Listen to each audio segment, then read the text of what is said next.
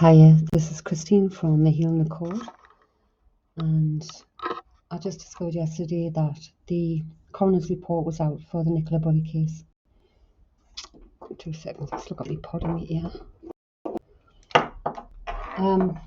So I wanted to have a read of it to see that I had received in messages back when they were searching for her were right, were true. And I was quite surprised at the contrast, at the similarities.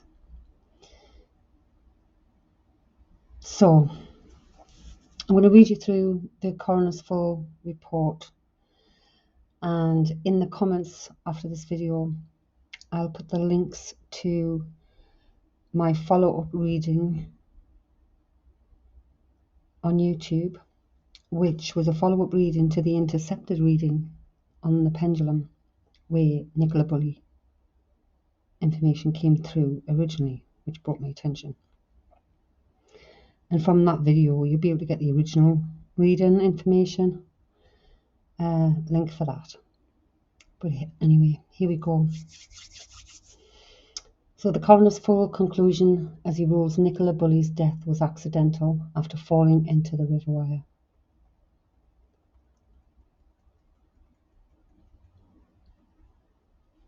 Now, I'd said in one of those videos, that on that day she was quite happy. Everything was going right. There was a lot of positivity in her life. She enjoyed the walks with the dog. I felt it was an accident, a complete accident. She had no idea what was ahead of her that day. It was out of the blue accident. And I said she went head first into the water.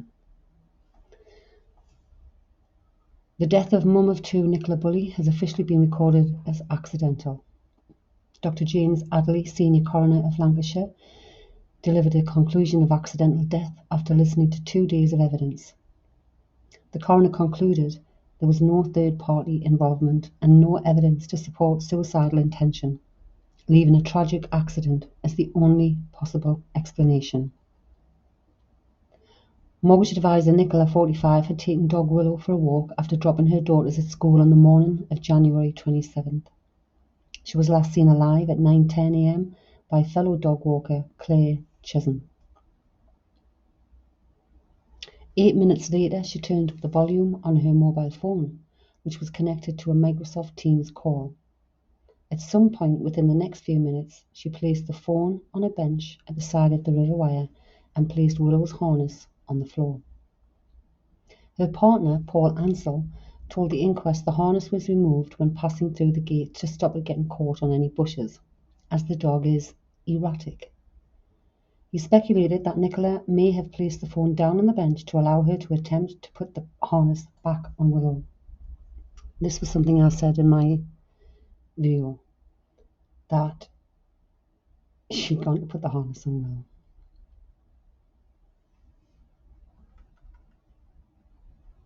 Dr. Adderley said the exact reason Nicola entered the water cannot be determined, but he noted evidence which outlined the difficult nature of the area where she did so.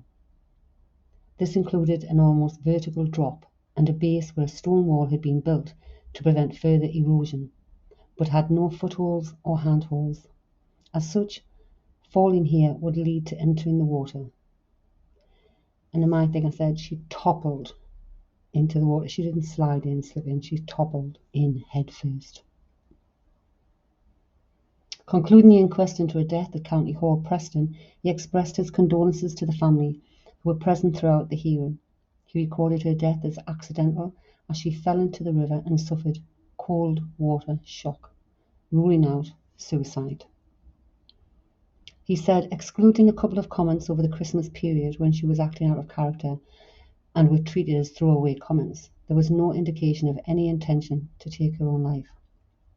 You can read the full transcript below. That concludes the evidence touching upon the death of Nicola Jane Bulley, known to her family as Nikki. As I said at the outset, my condolences are and remain with the family on their loss, and my appreciation for the dignity with which they have borne themselves during the course of the inquest. As set out in the opening to my inquest, an inquest is a fact-finding investigation that attempts to answer 4 questions of who has died, where and when the death occurred, and by what means a person died. This inquest is not dealing with the police operational response, which is the subject of a separate investigation by the College of Policing. Identification. Mr. Andrew Edwards, consultant oral and maxillofacial surgeon at Royal Preston Hospital, compared Nicky's dental records to the dentition of the person recovered from the River Wyre on 19th of February 2023 and confirmed that it was Nicola Jane Bulley. This, together with all the findings and determinations in this inquest, is proved on the balance of probabilities that this is an occurrence is more likely than not. Consequently, I find that the identification proved, as I also accept the registration particulars read out by my Coroner's Office Manager, Miss Swarbrick, as being correct, with one amendment to which I will return shortly. Nicky's movements on 27th of July. Nicky left the house to take her children to school with her Springer Spaniel Willow in the boot. Just after 8:30 a.m., Kay Kiernan spoke to Nicky in the school car park and discussed the dogs for several minutes.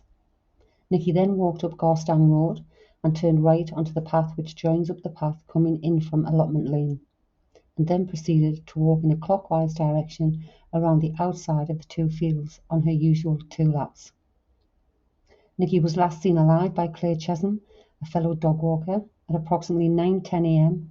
on a second circuit of the field, at a point farthest from the bench where Willow was later found. At 9:18 a.m., Nicky adjusted the volume on her phone, presumably in respect of the work Teams chat that she had joined just after 9 a.m. Now I think that is when the dog, Willow, was backwards and forwards, as I said in the video, and she's got up to go and put the harness on. She'll have turned that up to continue listening to the meeting, left it on the bench to put the harness on, and this is when something's happened. She's toppled in. Okay, so at 9:18 a.m., Nicky adjusted the volume on her phone, presumably in respect of the work team's call that she had joined just after 9 a.m. DC Keith Greenhoff interpreted the Fitbit Versa 4 watch Nicky was wearing on 27th of January 2023. DC Greenhoff explained that Nicky's Fitbit recorded steps in 15-minute segments. On 17th of January, between 8 a.m. and 9:30 a.m., Nicky's Fitbit recorded 4,548 steps. Between 9:15 a.m. and 9:30 a.m., Nicky's step count was 273 steps, a substantial reduction from the previous hour and 15 minutes where she averaged 855 steps for each 15-minute period. There were no further steps recorded on the watch after 9:30 a.m. At 9:20 a.m., Nicky's phone was located by 3 handset pings to be in the area of the bench. At 9:22 a.m., Nicky's watch recorded a significant spike in heart rate of the data series examined for that morning before 9:33 a.m. Penny Fletcher was walking her dog and arrived at the site at the stile by the side of the bench at 9:33 a.m. Mrs. Fletcher found Willow running loose, Nicky's mobile phone on the bench that was still connected to a Teams call, and a dog harness, which was later found to have a retractable lead attached to it, midway between the bench and the River Wyre. Mrs. Fletcher said there was no one in sight, so she tied Willow to the bench with some twine. In summary, Nicky was last seen alive at approximately 9:10 a.m., interacted with her phone at 9:18 a.m. when she adjusted the volume, and Mrs. Fletcher found Willow with no one in sight at 9:33 a.m. This provides a maximum window of time of 15 minutes between the last known point that Nicky was alive and when she was not present in the area of the bench. The River Wyre. PC Matthew Thackeray is a Lancashire constabulary diver who was part of the underwater search team diving the River Wyre on the 27th of January 2023 and also provided video footage of the river and its banks on a later date. PC Thackeray described the area around the bench as a relatively steep grassed slope from the bench that, as it approached the river, became an almost vertical drop of approximately a metre, with a small cutout at the top of the bank. PC Thackeray said that at the base of this vertical section, a stone wall had been built at around the level of the river, presumably to prevent further erosion of the bank.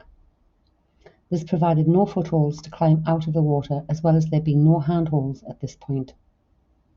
PC Thackeray said that if he fell at the top of the steep section, he would certainly enter the water. PC Thackeray described the opposite bank, which at this point is approximately 20 metres away, as also being a difficult site to climb out. PC Thackeray provided a video review of the river down beyond the weir, which is approximately 300 metres downstream of the bench. Both before and after the weir, the water accelerates. So before and after the weir, the water in it accelerates. On 27th of January 2023, the Environmental Agency provided data that the flow over the weir was 0.49 m. Is that metres? This height of water is almost double that of the day when PC Thackeray made his video diary of the river, when he found that 20 to 30 centimetres of water was sufficient to carry him over the weir, albeit with the increased buoyancy of a dry suit. PC Thackeray said on 27th of January the river was approximately half a metre higher than in the video shown, that the water temperature was 3.6 degrees and that the flow rate was approximately 1 ms metre square. Dr. Denison Wilkins is an expert in the movement of bodies in inland waterways. She explained that underneath the bank on the outside of the bend is the fastest point of the river stream, but also that there are eddies in the underwater under the surface. Dr. Denison Wilkins and PC Thackeray both agree that the flow in the river on that day made it almost impossible to swim against the current. The depth of the River Wyre at the point below the bench on the day in question was approximately 4.6 metres. Downstream of this point, the river depth remained too deep to touch the bottom for at least 40 metres. PC Thackeray estimated on 27th of January 2023 it would have taken approximately 2 to 3 minutes for someone in the water to drift downstream to this point, as a body in the water moves more slowly than the water itself.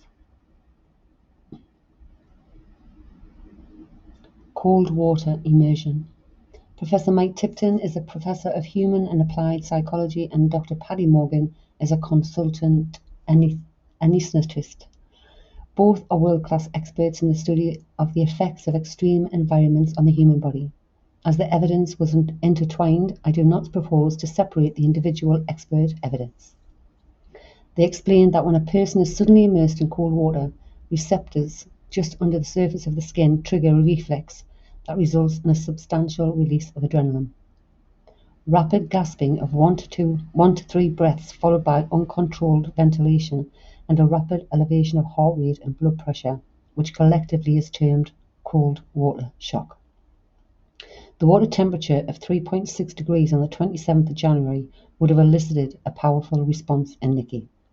Professor Tipton and Dr. Morgan explained that the response is not related to either body size or composition, but is related to the rapid cooling of the skin. The type of clothing Nikki was wearing for a dog walk would not have slowed her response to cold water shock. Professor Tipton and Dr. Morgan went on to explain that cold water shock causes the release of sufficient adrenaline that may in some instances cause the heart of the immersed person to stop immediately, resulting in a sudden loss of consciousness and drowning within seconds of immersion. If this does not occur, there is an overwhelming urge to gasp, which becomes more overpowering as seconds pass and overwhelming by 10 seconds. If Nikki's head was underwater when she took her first gasp, she could have inhaled 2 litres of water, which for a person of Nikki's size would have been a lethal dose due to the water in the lungs preventing the exchange of oxygen and the damage to the lung itself. Excuse me. Professor Tipton and Dr. Morgan agreed that there was a good chance that Nikki's first breath was underwater due to the nature of her entry into the water due to the steep drop into the water from the top of the riverbank. Even if Nikki's first breath was above water, if she then became submerged, the increased heart rate, blood pressure, and struggling to keep your head above water would have used oxygen within her body at a rate such that she would have lost consciousness within a maximum of 48 seconds. However, both experts agreed that this was highly optimistic, and a more realistic figure was that on entering the water, Nikki would have lost consciousness within approximately 30 seconds, with the last 10 seconds being of increased impaired consciousness. P.C. Thackeray said that he had attended drownings in canals where if the person had simply stood up, they would have survived.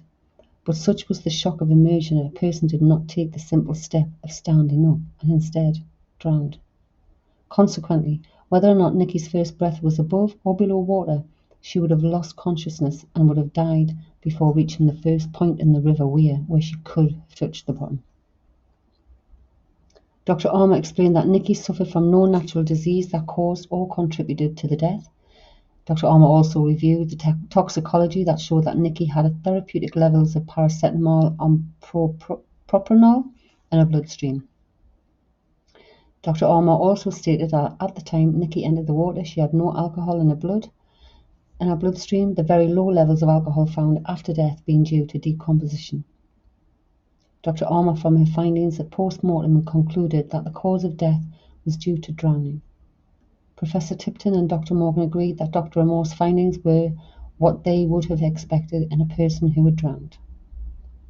Both Professor Tipton and Dr. Morgan had contributed to the RNLI Float to Live campaign, which attempts to save the lives of people falling into the water by educating people to take 5 simple steps, being to tilt your head back with ears submerged, relax and try to breathe normally, move your hands to help you stay afloat, don't worry if your legs sink, and spread yourself out to improve stability. Such education may save the lives of other people who are unlucky enough to enter cold water unexpectedly.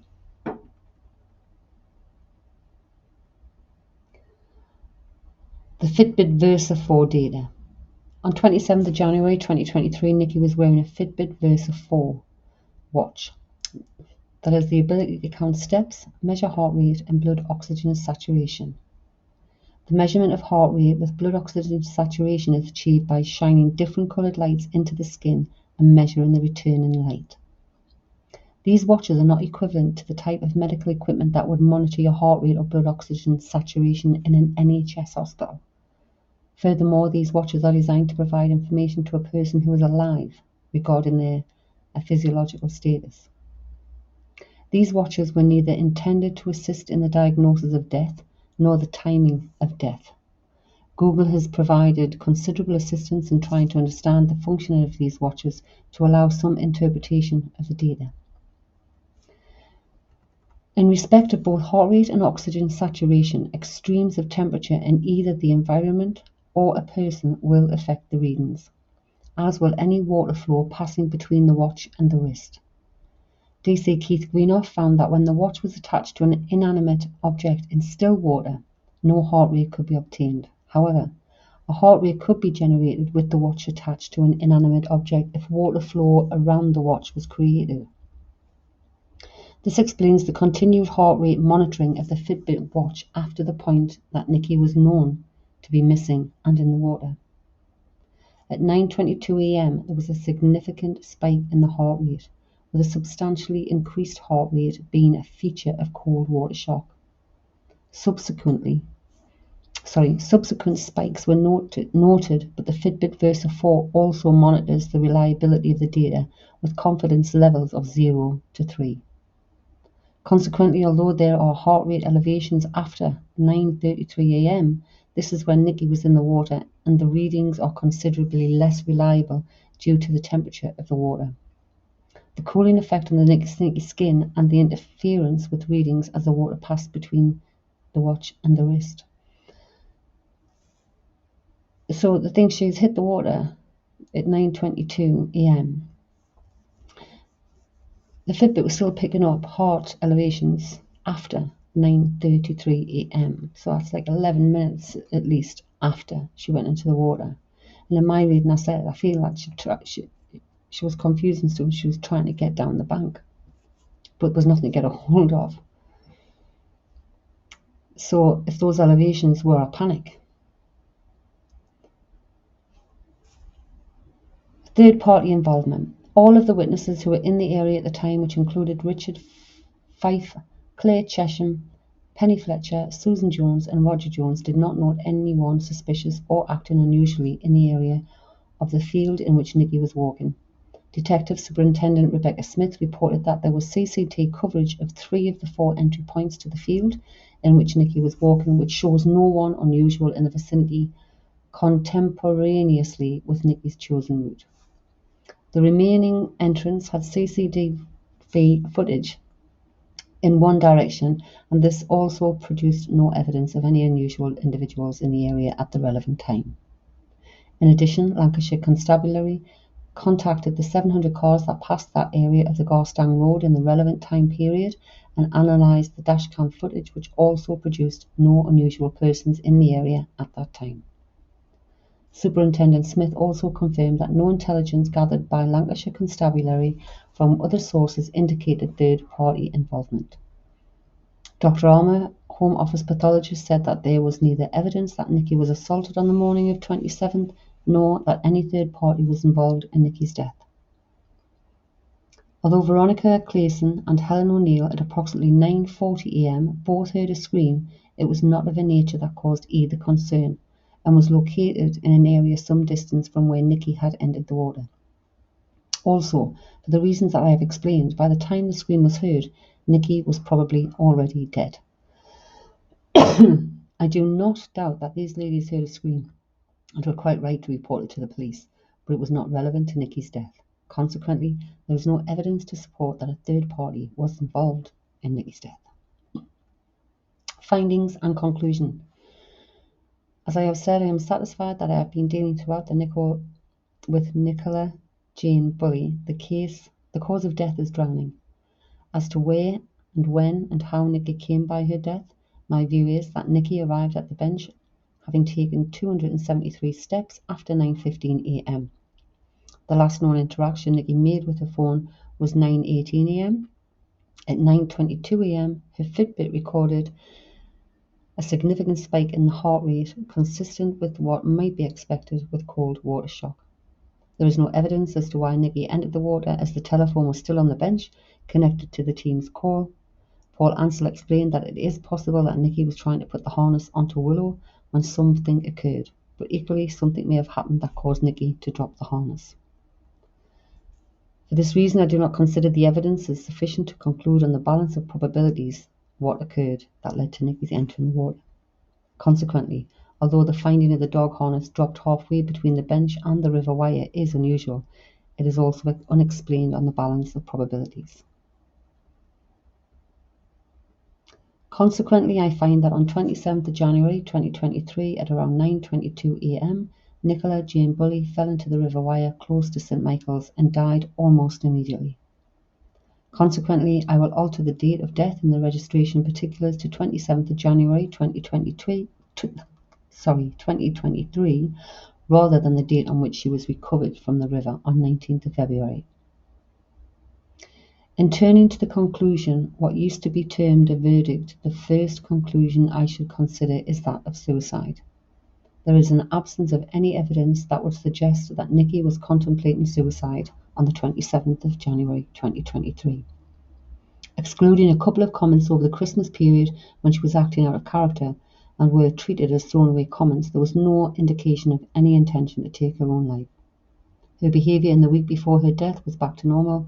She'd restarted her HRT therapy, stopped drinking sometime before, was making plans for play dates and spa days with several people, was becoming increasingly successful at her new career as a mortgage broker, and behaved entirely normally during her parents' visit of the night before, and with Paul Ansell on the morning of her death. The circumstances found after her death would also be extremely unusual for suicide, where Nikki left Willow, a dog to whom She was devoted and was described as the third child alone on the riverbank. Nicola also had to have suffered sufficient knowledge of cold water shock to realise as to how rapidly a death may occur, as otherwise she may be spotted and saved. That she chose to do so at the main intersection of paths where she could be interrupted at any point would be unusual, and to leave her car keys in the pocket with the car in the school playground where her children, to whom she was devoted, would be cruel. For these and many of the reasons, I discount a conclusion of suicide, as there is no evidence to support this conclusion. There was also no natural disease that contributed to Nikki's death. The remaining conclusion is that of accidental death, with accident here having an ordinary meaning in English of happening by chance or unintentional. For the reasons set out above, I conclude that Nicola Jane Bulley died an accidental death.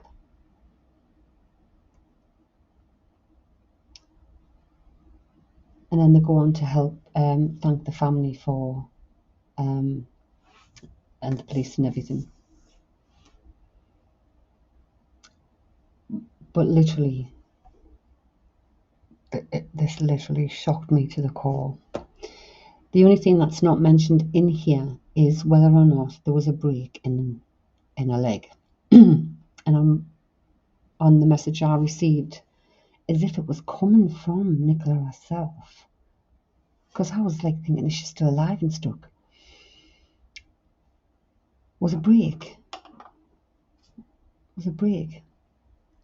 And all she could see where she was stuck was grass, rabbits, field, trees. But literally, totally confused, happened so fast. A complete accident. R.I.P. Nicola.